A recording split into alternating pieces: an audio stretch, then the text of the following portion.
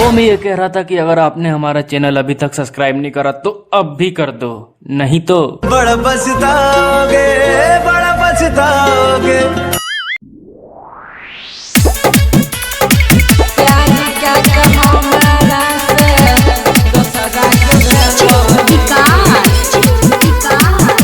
Recording studio Radha Sonbarsa थाना चौक जियते मुइलही हमरा के छौदिया शीशा नियम दिल हम तोड़ली के जान। जियते मुइलही हमरा के छौदिया शीशा नियम दिल हम तोड़ली के जान।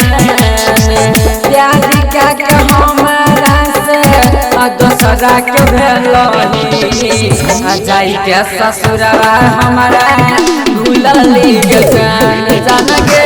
प्यार के हमरा से दोसरा के भेलही जाई के ससुरवा हमारा भूलली के जान।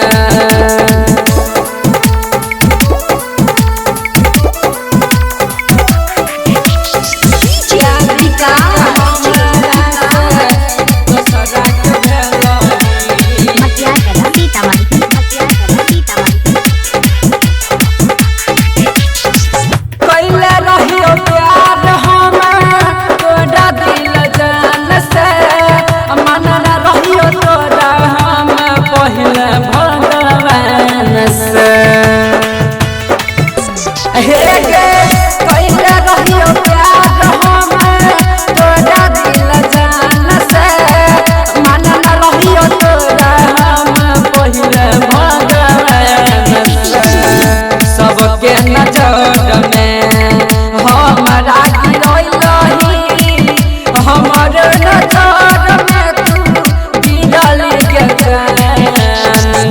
प्यार के हमारा से दोसरा के भेलही जाई के ससुरवा हमारा भूलली के जान गे। प्यार के हमारा से दोसरा के भेलही जाई के ससुरवा हमारा भूलली के जान।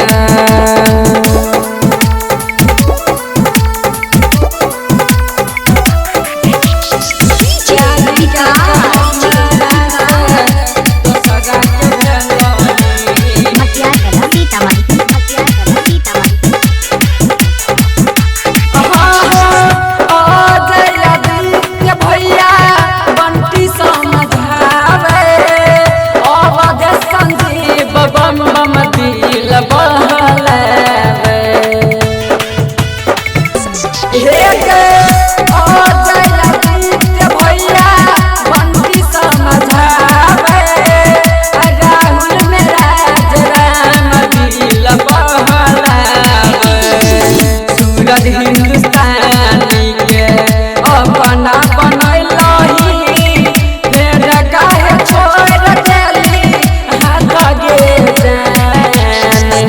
प्यार के हमारा से दोसरा के भेलही जाई के ससुरवा हमारा भूलली के जान गे। प्यार के हमारा से दोसरा के भेलही जाई के ससुरवा हमारा भूलली के जान।